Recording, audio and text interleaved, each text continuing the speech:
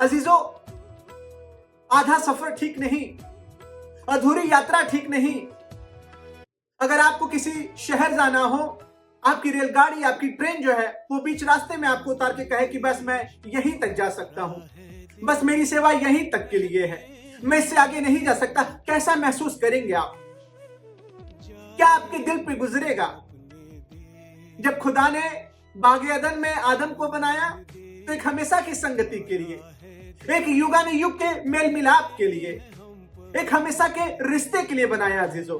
लेकिन आदम को आधी यात्रा पसंद आई, आदम को अधूरी सफर पसंद आया और इसलिए खुदा की संगति से वो ओझल हो गया, खुदा की उपस्थिति से वो दूर हो गया। और मैं आज की शाम आपसे निवेदन करूं, कहीं ऐसा तो नहीं इस दुनिया की भीड़ में आप भी आधे सफर को ही पूरा सफर मान बैठे हैं, आधी यात्रा को ही आप पूरी यात्रा मान बैठे जिंदगी की? अजीजों, नहीं, कहीं ऐसा भूल ना कर बैठिएगा, वो खुदावन जो बागे अदन में जीवन दिया, जो बागे अदन में रिश्ते को स्थापित किया, वो मानव रूप लेके इस जमीन पे आया ताकि उस सफर को, उस यात्रा को पूरी कर सके। जहां बिछड़ाव हुआ था, जहां अलगाव हुआ था, उन रिश्तों को वो हमेशा हमेशा के लिए कायम कर सके, इसलिए वो जमीन पे आया, इंसानी रूप लेके आया।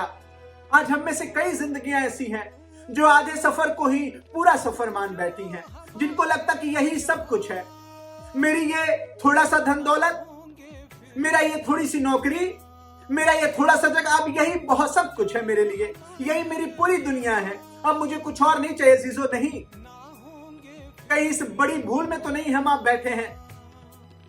सफर अभी बाकी है, सफर अभी बाकी है अजीजों, और वो सफर ये है कि वो हमें फिर से लेने आने वाला है। मैंने कहा वो सफर ये है, हालेलुया, कि वो हमें फिर से लेने आने वाला है। परमेश्वर जो सारी चीजों को पूरा करता है। उत्पत्ति को जब हम आप पढ़ेंगे तो कलाम कहता है कि उसने सृष्टि की रचना एक एक करके की, पहले दिन, दूसरे दिन, तीसरे दिन, चौथे दिन, पांचवें दिन, छठवें दिन, और तब जाके परमेश्वर ने विश्राम किया। अजीजों, परमेश्वर का जो चरित्र है वो पूर्णता का चरित्र है, वो संपूर्णता का चरित्र है, उसमें कहीं लेकिन नहीं है। ये थोड़ा सा आपका झपकी लेना, ये थोड़ा सा परमेश्वर की संगति से दूर होना, ये थोड़ा सा वचन से दूर होना कहीं बड़े विपत्ति का कारण न बन जाए। मैं आपको डराने की कोशिश नहीं कर रहा हूं अजीजों, बल्कि उस परमेश्वर की बड़ी दया का स्मरण करा रहा हूं, उसके बड़े प्यार का स्मरण कराना चाहता हूं। और खासतौर से मैं अपने आप को ये बातें कह रहा हूं कि कहीं आधे सफर को ही पूरा सफर न मान बैठे, हम आधी यात्रा को ही पूरी यात्रा न मान बैठे। एक जगह और बाकी है। खुदा का कलाम कहता है कि एक बाप के दो पुत्र थे, और उड़ाव पुत्र के बारे में हम आप बहुत अच्छे से जानते हैं, शायद संडे स्कूल से हमने आपने इसे पढ़ा है, देखा है, शायद बड़े छोटेपन से हम इस कहानी को जानते हैं।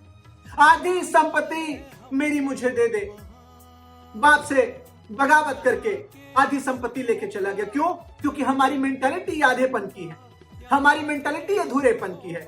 हमको थोड़ी सी खुशी मिल जाती, थोड़ी सी आशीष मिल जाती, थोड़ा सा कंफर्ट मिल जाता, हम भूल जाते उसकी दया को, हम उसके अनुग्रह को भूल जाते। और अजीजों, आज की शाम कहीं आप भी उसके अनुग्रह को तो नहीं भूल गए, आज की शाम कहीं आप भी तो उसकी दया को नहीं भूल गए।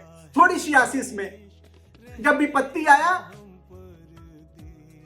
उड़ाव पुत्र को अपने बाप का घर नजर आया और जाके कहने लगा कि बाप, मुझे नौकर के मानिंद, नौकर के मानिंद, एक नौकर के मानिंद रख ले। पर बाप का स्वभाव पता है आपको क्या है? परिपूर्णता का, कंप्लीटनेस का। उसने कहा नहीं, तू नौकर क्यों होगा? मैंने तुझे पुत्र और पुत्री का अधिकार दिया है, मैंने तुम्हें बेटे और बेटियां बनाया अपना, तुम्हें नौकर बनने की जरूरत नहीं है, तुम्हें नौकर बन के रहने की जरूरत नहीं है। उसने कहा झट से इसके लिए पाला हुआ बछड़ा कटवाए, झट से अच्छा वस्त्र पहनाए, अच्छे से अच्छा वस्त्र पहनाए, झट से इसके हाथों में अंगूठियां पहनाई जाएं, इसे नए वस्त्र दिए जाएं। अजीजों, एक बाप का कैरेक्टर है ये, ये उस आसमानी बाप का कैरेक्टरिस्टिक है, उस खुदा की।